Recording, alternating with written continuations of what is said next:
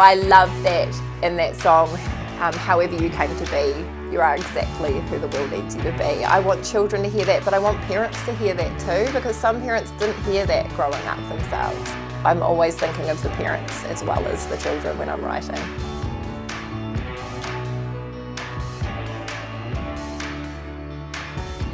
This is Down to Earth Conversations, where we hear from ordinary people who are helping to bring a bit of heaven down to earth.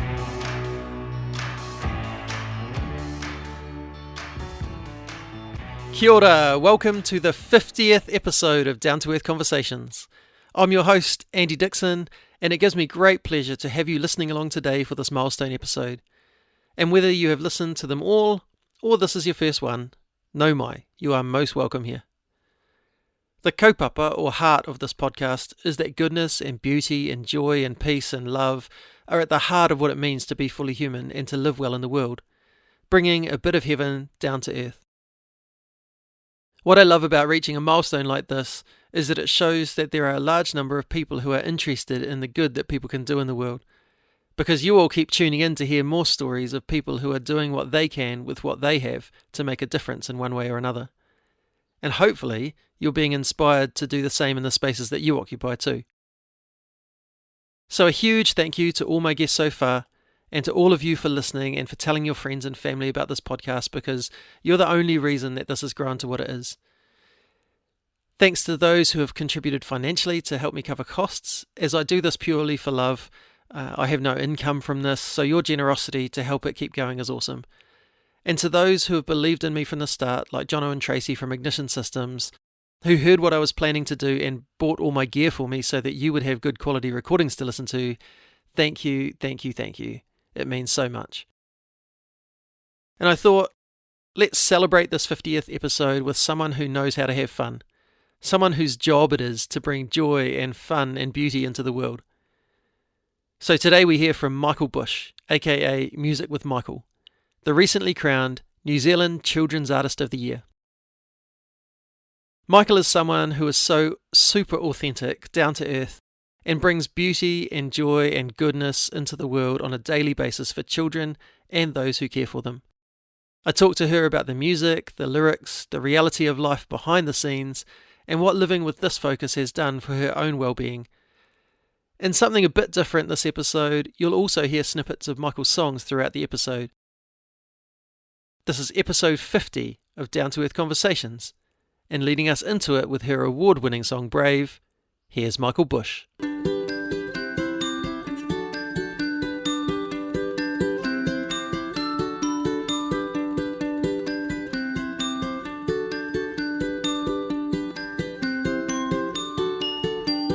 What you think, let us know. It's so brave to bare your soul. What you love, let it show. It's so brave to bare your soul. Brave when you roar like a lion, or squeak like a mouse.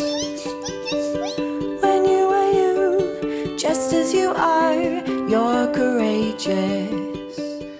She is a singer-songwriter, a performer, an author, a wife, a mum, and from what I can tell, an all-round good sort. Last year she won Best Children's Song at the New Zealand Children's Music Awards for her song Brave, which then backed up recently with second place in the children's section of the International Songwriting Competition. This year, despite there being only 3 categories at the New Zealand Children's Music Awards, she went into the event with 4 final spots and took home the New Zealand Children's Artist of the Year. She has 2 albums, 5 illustrated kids books, hours and hours of performances under her belt, and a following of children and parents who love her. Welcome to the podcast, Music with Michal. Woohoo! Thanks for having me. Have your feet landed on the ground yet after the awards? No, not quite yet. No, it's been a whirlwind.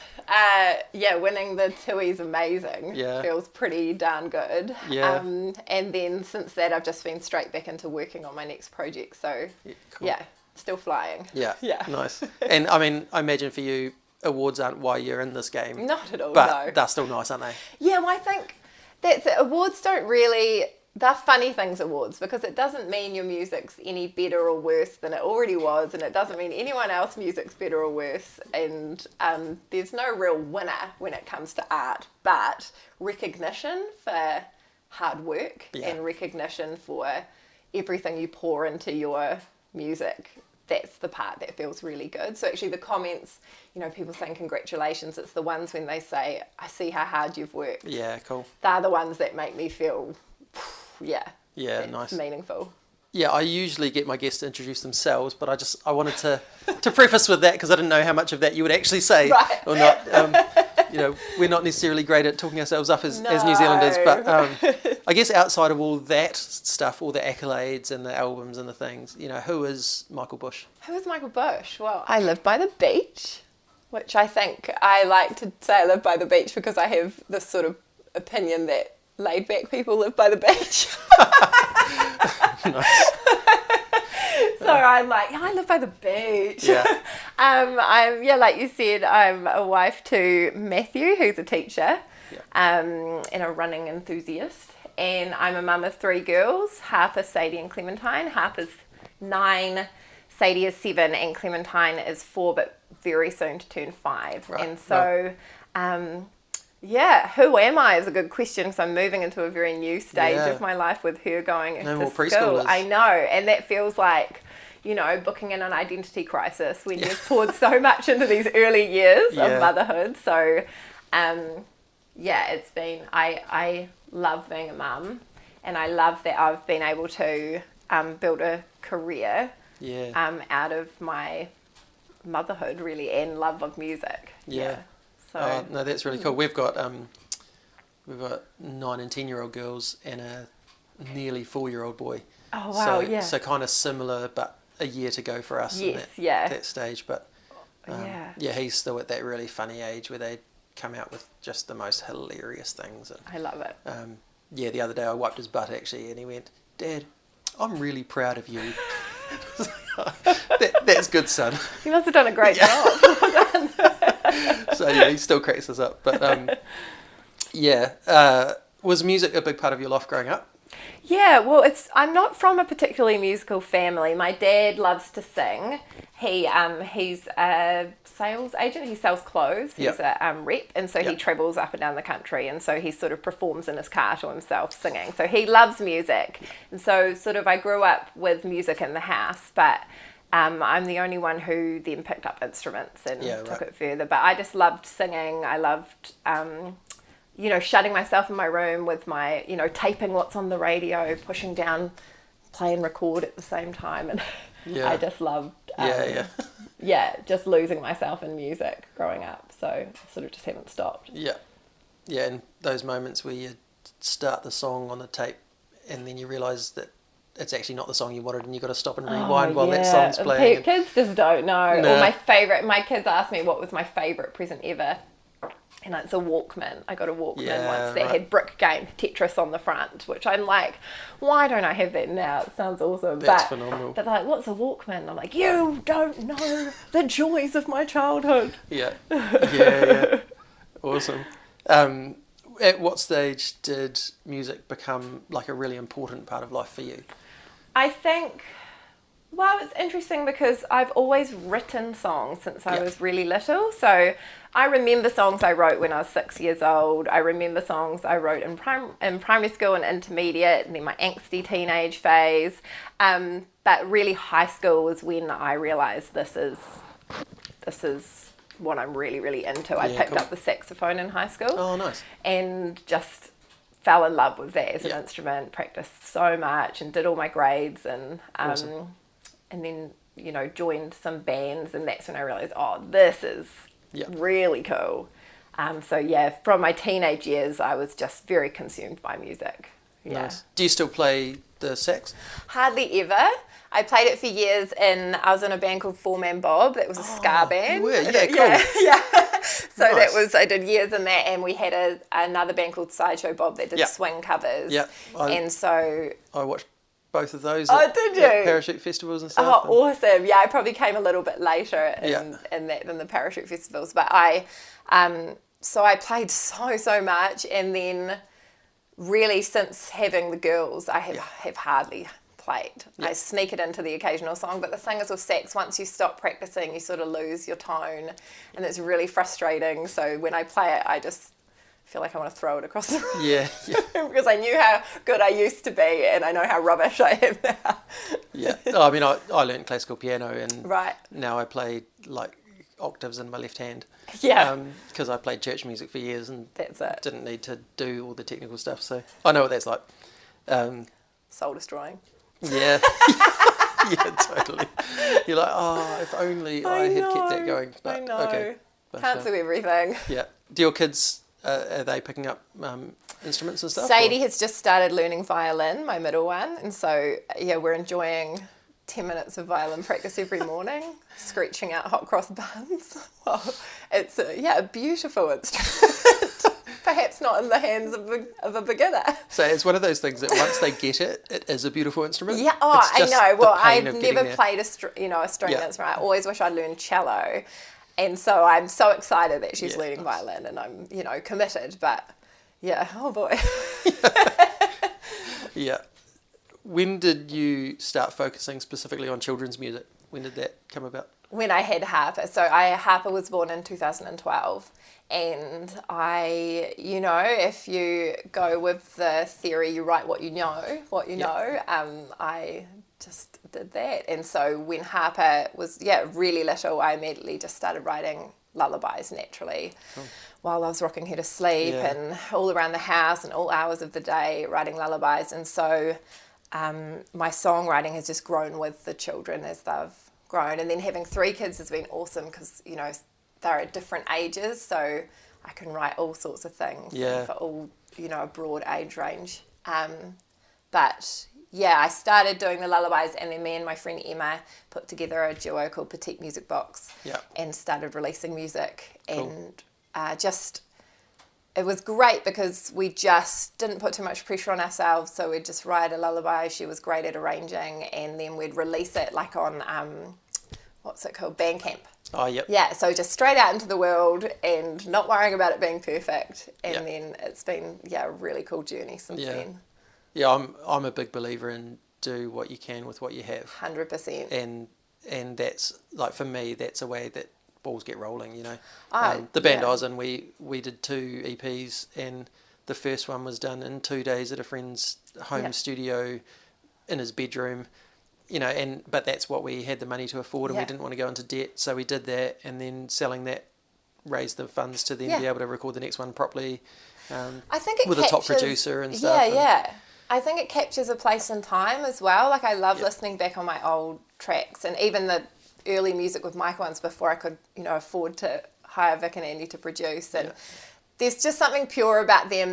That was what life was like right then. I had 0 budget and I didn't have any funding, but the songs, if it's a good song, it should stand on its own no matter what. I do love that my back catalogue tells the journey of growth and of being able to put more money into music. Because there were a lot of years where there was $0 to put into music. I totally get that. And now, New Zealand On Air give me money to put into music, which is just phenomenal. That's awesome. Yeah. You describe your music as kids' music that grown-ups love too. Which, I mean, I totally endorse that. I wish I'd discovered you sooner, actually, before my kids got into some of the stuff they listen to. They had an age and then they're all on the radio. Was that like an accident, or was that really intentional for you? No, it was super intentional, because I think I was given a couple of just random children's albums when Harper was born, and I realised very quickly how much painful, grating children's music there was.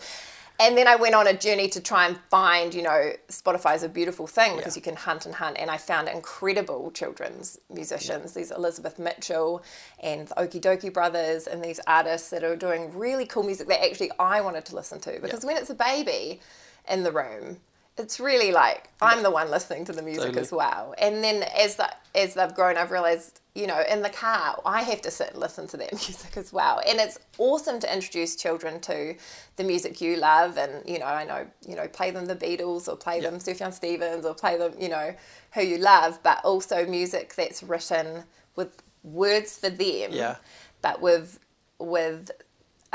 melodies and sounds, and also lyrics that parents can connect with too. That's been my intention the entire way through.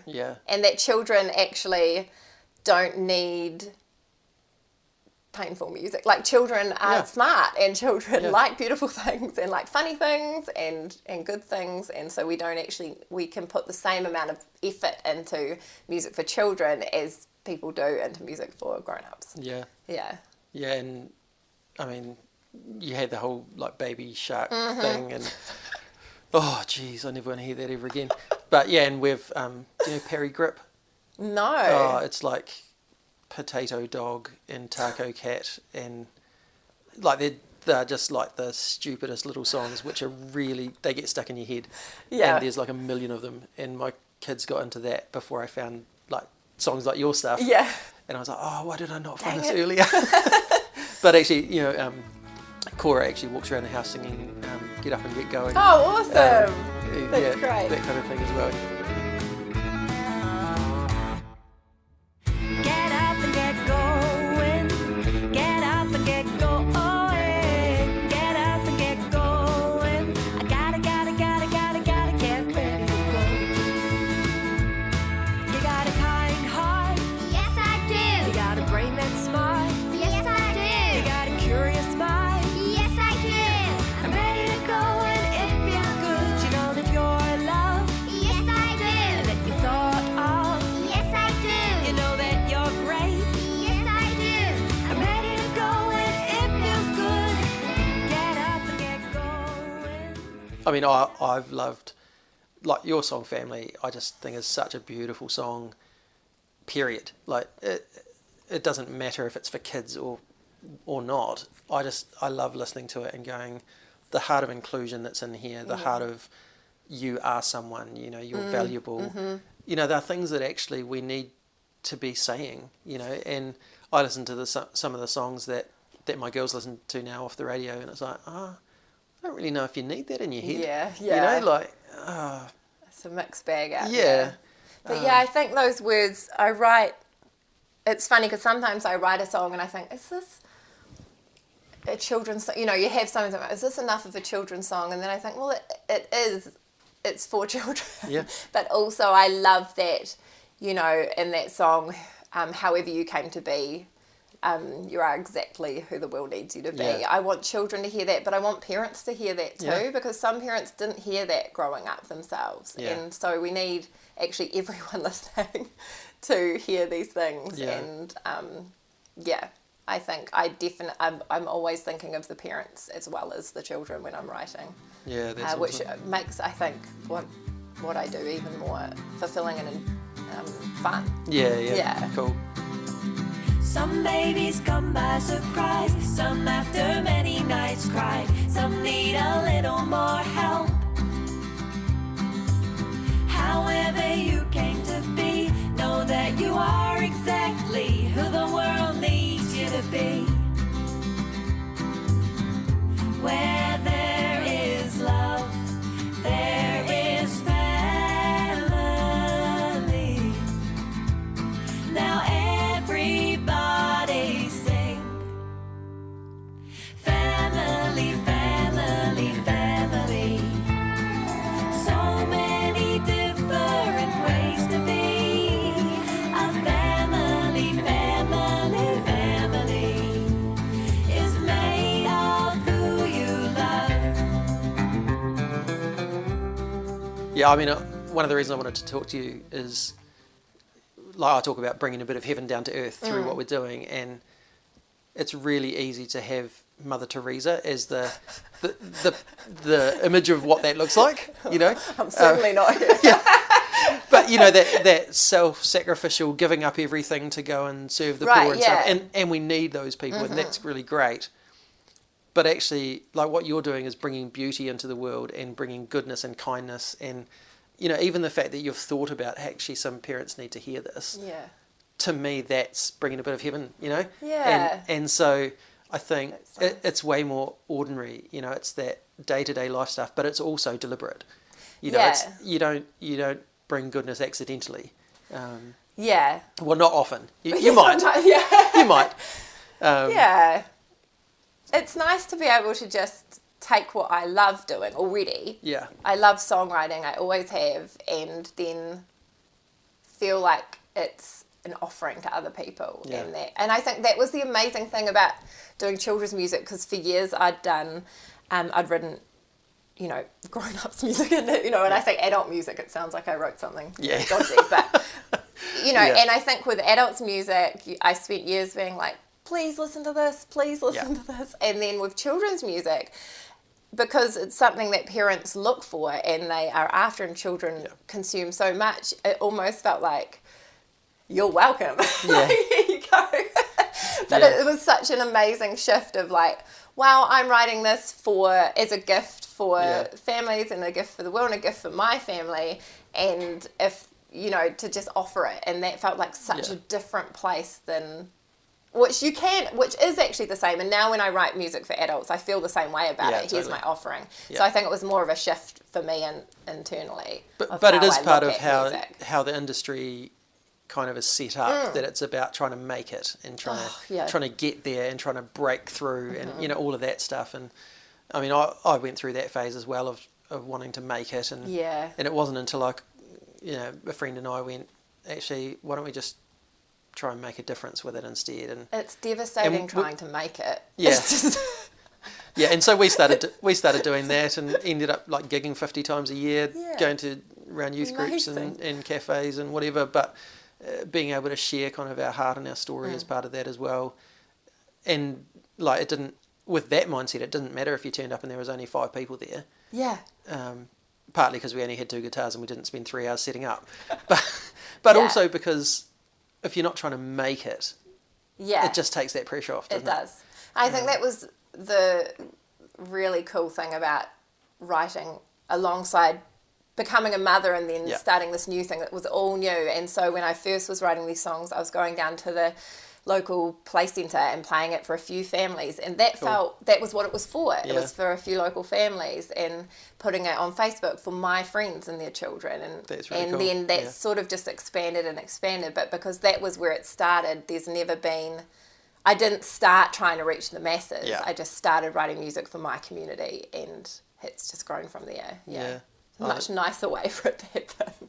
Looking from the outside, it seems like there's a lot of love between the children's artists as well, that, you know, you get it there a little bit in other music spaces, but there's also a lot of competition in those spaces, whereas there doesn't seem to be, you know, you're all celebrating each other and promoting each other. And the kids, we've got a Kiwi Kids Music Collective in New Zealand, and that's all of us who write music and perform music for children are in this group, this Facebook group, and it really is just the most amazing group of people. And you're right, we actually genuinely are friends and genuinely love each other. And I think there's something has clicked in our genre in this country where we know we're not in competition, because we know we're all offering something unique, and that children need each and everything that we're offering. And, you know, it's great. And even in Christchurch, Itty Bitty Beats and Loopy Tunes are here, and we're all such good friends, and we all support each other. And, you know, they're the ones I'll talk to when I need to vent about what's, you know, a difficulty, because you get plenty of them. And they're the ones who celebrate with me, and I celebrate with them. And it's amazing, because technically you could think that we're in competition, but we know that we're not. And so it's really amazing. And so when we go to things like the awards, it's funny because we're up against our friends. So, you know, you're in these finalists, and it's like, Liberty's my friend, Kath's my friend, Chris is my friend, and whoever wins, we're going to celebrate, because, and the fact that I know, you know, I can win Best Artist and not feel awkward, because I know that they're happy for me. There's not, you know, you don't have to be like, oh, sorry you didn't win. You know, and we'll not, and one of them will win it next year, because everyone's producing amazing stuff all the time. And so I think that's super special. And and I also just think I'm on sort of a campaign to help New Zealand families know how much amazing New Zealand music is being written for children, because there's such a bustling scene, and it's overshadowed by, you know, Netflix and Disney and all the good stuff on there, and we watch all of that too, but we need more platforms for... like I said, I wish I'd come across you and the others a lot sooner, because I just didn't know it was there. And then when I came across one of you, suddenly there's all of you, you know, like, because you're commenting on each other's things and celebrating each other, and then I'm getting, hey, why don't you follow this person? And it's like, Yeah. oh, cool, there's more people, you know? Yeah, so hopefully we can just get more and more exposure for the artists in this country, because they're making high quality, excellent, wacky, beautiful, hilarious music. Yeah. And it needs to be heard. Yeah. I love the that whole idea that you're all friends or you're all celebrating each other, because, you know, I interviewed Jay Geldard from Etu Tangata, and, you know, they're tackling tall poppy syndrome about, you know, when someone succeeds and we try and pull them down because they're a threat to our success. Yeah. Whereas actually what you're saying is what they're all about, of actually, when you succeed, I succeed. You know, when we work together and we celebrate each other, then actually your success is my success and my success is your success, and we can all celebrate all the time. And wouldn't it be awesome if all of the different industries worked like that, you know? That Totally. I mean, yeah, we sell cake sprinkles, you know, as a business. But a couple of years ago, some Aussies that do the same thing actually reached out to us and was like, man, there's so much cattiness in this space. Can we like do a shared thing? And so they ended up like with about 10 sprinkles people from all over the world on a reel, just saying hi from New Zealand, hi from America, you know, we're all in this together, you know, we love each other kind of thing. That's so great. And I just went, why does this not happen more, you know? So yeah, to kind of to find out about you and then see that that's a reality in this space, I think it's so good. It's really cool. And we all collaborate on each other's music too, which is really cool. So you'll see each other's names pop up in each other's albums and tracks, and then that brings this new flavour into your music. And I think if you've set that tone as a group, then for anyone new coming into that's the standard. Yeah, totally. You know, it's not like someone is going to come in and suddenly go, well, I'm the best, because they're just not going to last. No, it's not going to work. It's not going to work. Yeah. What do you love most about what you do? I love that I get to spend so much of my time focusing on good things, focusing on beautiful things and funny things. And I think before I did this, I didn't spend so much of my headspace on seeing the good and seeing that. And, you know, I feel so grateful for that, because I think it's been incredible for my own mental health over the last decade, is that, you know, I can, each day, it's my job. It's actually my job to draw the good out of life and to take, you know, even the hard things and the tricky things that I have to talk about with my children, because the world is terrifying at times, you know, even, you know, this week. And what's happened this week in America is just devastating. But it's taking that and being like, well, what do I communicate to my children? And it's that, you know, the love that's in the world and the goodness that's in the world, and that we should love everyone and accept everyone and celebrate everyone, and who we are can make a difference just by smiling at the people we pass. Me and my family, we live on a street. We keep our doors shut to keep in the heat, but we make sure that at least once a week we all throw open our windows and sing. We sing, hey neighbor, how's it going in this moment? Don't be lonely. I say, hey neighbor, don't be a stranger. We are all friends here on this street. You know, I love that I can put that into action through writing a song. It's just so simple. And I can't change the world, but I can change the atmosphere in this room. Or, you know, just little things like that. Yeah. Like I'm rambling at this point, but... I mean, again, I think it's just so beautiful that you talk about focusing on goodness and then how much benefit there is to doing that. And I think, again, that's one of the parts of the heart of this podcast, is that doing good in the world's not just about helping other people feel better. No. It's actually good for us to do. You know, we benefit from it. And and then when you feel better, you are better. Yeah. It's as simple as that. Yeah. Yeah. Yeah, I was talking to a couple on an interview last night and saying you've actually got to love yourself to be able to love others. Yeah.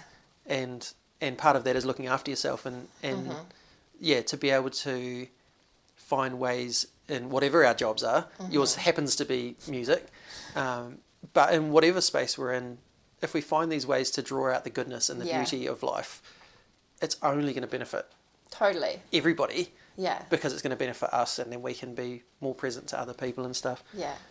You know, I'm a musician, and I know that things don't always go right. Have you had any colossal fails along the way that are memorable, or shows that just did not go right? I mean, all the time. Sound gear never works the way you want it to. And I was playing a show recently where I was coming through a sound system and you play the ukulele, but there was a delay. Oh, no. So you're playing, but hearing a delay, and that's, but... And you just got to keep charging. Keep going. Yeah. And then all the time I do live streaming. Yeah. I've got a live streaming club. So that's just carnage all the time. Yesterday morning. Yesterday's a typical mare of a morning. Yeah. So I had Clementine having a tantrum all morning, get home with like 7 minutes before I meant to go live because the school run was such a disaster. Yeah. And then my computer didn't charge overnight. So you're trying to frantically charge that. And then then Clementine is in and out of the live stream wanting chips, and so I put her in front of the camera to sing Twinkle Twinkle, which she sung very quietly while glaring at the camera, and then finally get her sorted, and the plug unplugs and everything shuts down, and that's the end of the live stream. So awesome. That's a real typical reoccurrence in my life, but you just learn to roll with it. And everyone, I think the most amazing part of what I do is my audience is parents at home in their own chaos, or parents at a gig chasing their crazy children, and they get it. And I've never presented myself as anything other than just another parent doing my best. Yeah. And so I think that's been awesome, because you just I connect with my audience of other parents, because you really are in the trenches together, just figuring it out. I think that speaks to the fact that you've obviously got a good handle on the fact that your worth is not in this thing that you're creating. Right, yeah. Because if your worth was tied up in it and then it went wrong, it would be like the most devastating thing ever. But you were able to kind of brush it off and go, that's what happens when you're a parent. Yeah, I think that's been a long journey for me, and definitely, it's actually pretty cool that you said that, because you're right. That is where I am at now, but that's not the case years back. And definitely when you're an artist or a creator, I think you can definitely think your worth is in what you're creating and what people think of that. And and if they don't like it, they don't like you. Yeah. That's definitely how I felt for a very long time. And so, but again, I think that's where the kids have helped me. Writing for children has helped me let go of that, because actually, do I think my kids' value lies in what they produce? Absolutely not. And so then you have to reflect that mirror on yourself and go, oh yeah, cool. Yeah. I'm a human too. Yeah. No, that's good. And I think, like, as a parent myself, if you were coming across as this like totally competent, like super parent who also could have this amazing music thing, I'd be like, this is just surreal. I don't want to watch this. No one wants to see that. No one wants to see someone doing it all. No, that's what I like to. I kind of joke about that at home when the house is a nightmare and I burnt the dinner or whatever's happening. How does she do it? How does she do it all? Because I clearly don't. Yeah, I mean, I'm going home from here to do the third session of a parenting course from the Parenting Place, because 10 years in we still don't know what we're doing. Yeah, well, does anyone? So, one thing that you seem really good at, and you've kind of alluded to on the way, is connecting with good people and working with them to produce stuff. Yeah. And finding stuff that then becomes greater than you could do on your own. What's that collaboration journey been like for you? I love collaborating for that exact reason. I know my limits, and rather than... I remember early on when I was doing this, there's I felt that need. I need to get good at producing. I need to get good at all this. Why can't I draw? I wish I could illustrate. Why can't I do all these things? And you start holding it really tightly, and it's really stressful and not fun at all. And then since I realised that that's not the way to go, and pulled on board people like Vic and Andy Knopp, who are my music producers, who are just phenomenal, and they are multi-instrumentalists and have an incredible ear for music, and bringing them on board. So I brought them on board even before I got funding, and mates rates through them songs, and just maybe could you just add bass to this, and that's so much better, maybe next time could you add this, and then but really being funded by places like New Zealand On Air and Creative New Zealand has meant I can also pay people what they're worth, and then it's not a favour, then I can really let people fly with their creativity. And so I especially love my collaboration with Vic and Andy Knott, because they take my songs, I write, I'll sit here and write a song, and then I'll record a demo of it, so I'll do all my vocals here, so that'll be the final take, and just I can't record guitar or ukulele to sound good for the life of me. I've tried, it's not happening, it's not a me to do. It's actually quite tricky. You'd think it's simple, but it's not. And so I send them a demo track, and then they work on it, and I sing what instrumental bits I would like, and then they send it back complete and polished and incredible, and then I can play it and be like, wow, as if I didn't write the song. Like I hear it in this fresh way and think that's a good song, which it's hard to hear of your own music until someone else works their magic on it. Yeah. And then, Andy illustrates my books. I can't draw for the life of me. I tried to. And I was like, maybe it would be, I could do this cool stick figure vibe. And no, it's like not even as good as the Pick and Save one. Yeah.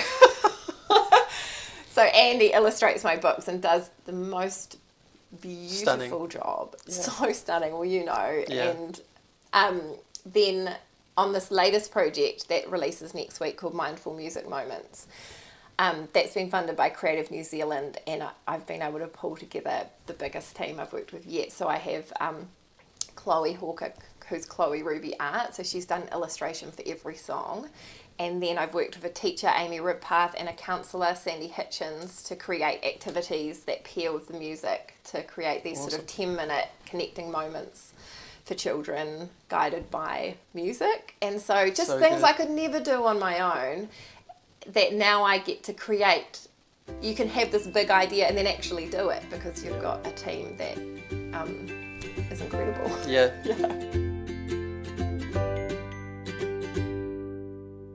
When I'm feeling in a muddle, all I need is a cuddle, so cuddle me. Cuddle me.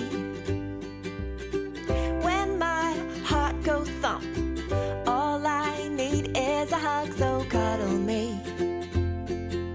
Cuddle me. Stretch your arms out wide, wide, wide as they can go. Wrap them round me tight, tight, tight, to let me know that you love me.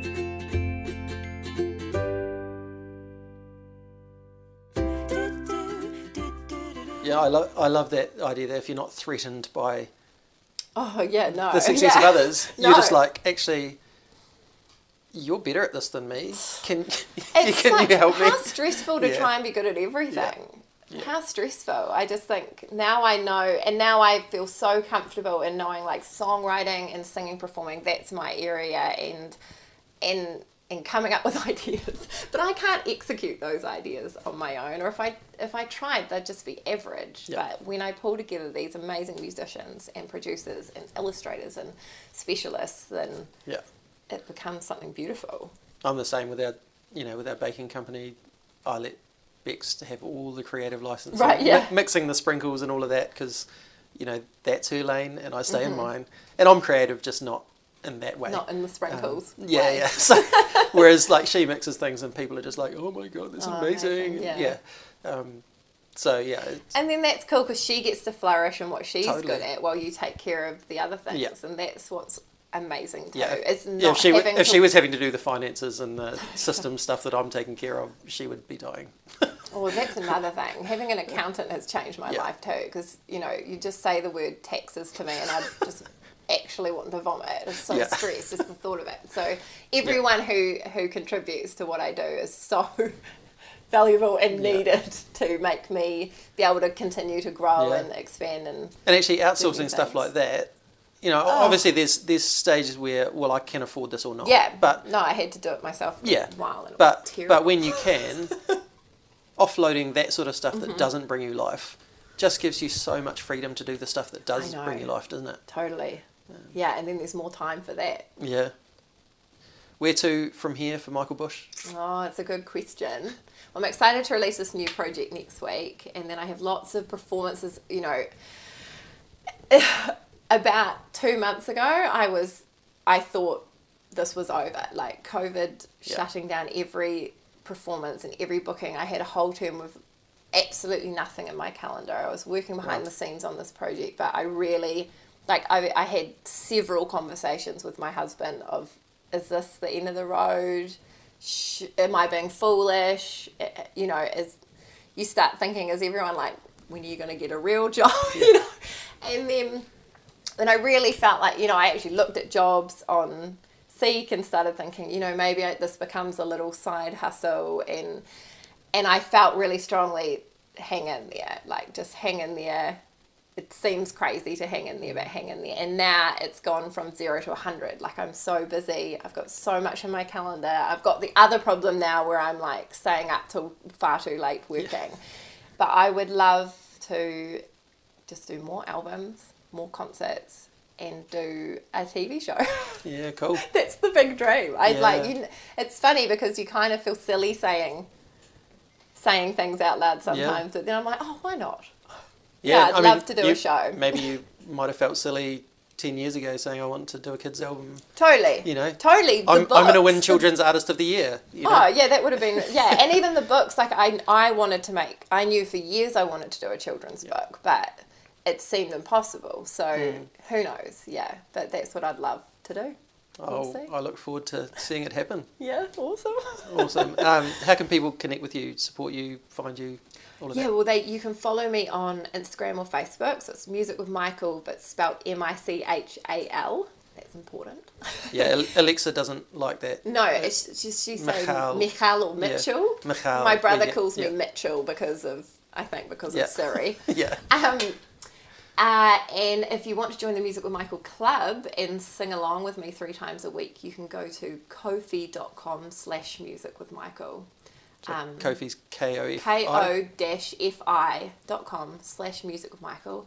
And from next week, which is very exciting because I've only just started talking about it, you can go to mindfulmusicmoments.co.nz and find that project there. Cool, and I'll put all those in the show notes so people can find them really easily. And yeah, really exciting. So, I mean, thank you for taking time. You are busy.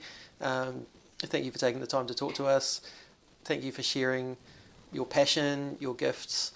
Thank you for writing songs that don't drive parents crazy. I try. Apart from maybe the Seagull one. Seagull song, I know. I have that in the back of my mind. Every time I say, you know, it won't drive you crazy, I'm like, caca, comes into my head. I'm like, oh no. Put your wings up, put your wings down, flapping round, and make the sound, oh, caca, caca, caca, caca. This is my seagull song, caca, caca, caca, caca. This is my seagull song, sing along with me. But actually, you know... I'm a fraud. But actually, you know, the odd one of those is fine. It's when that's all you do. That's like, oh. Totally. No, but thank you for caring about kids, caring about parents. Thank you for what you're doing to bring a bit of heaven down to earth. Oh, thank you. Night is dark as it can be. I am waiting with my family. Everything is peaceful on the beach. What is gonna happen? Let me see.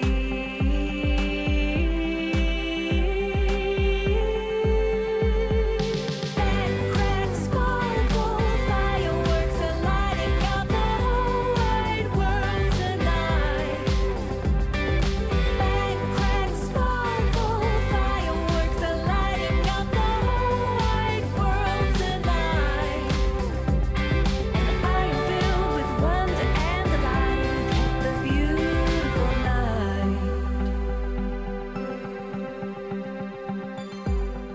I thought we'd finish on a celebratory note, and also chose that song because my nearly 4-year-old Cora sings it around the house all the time.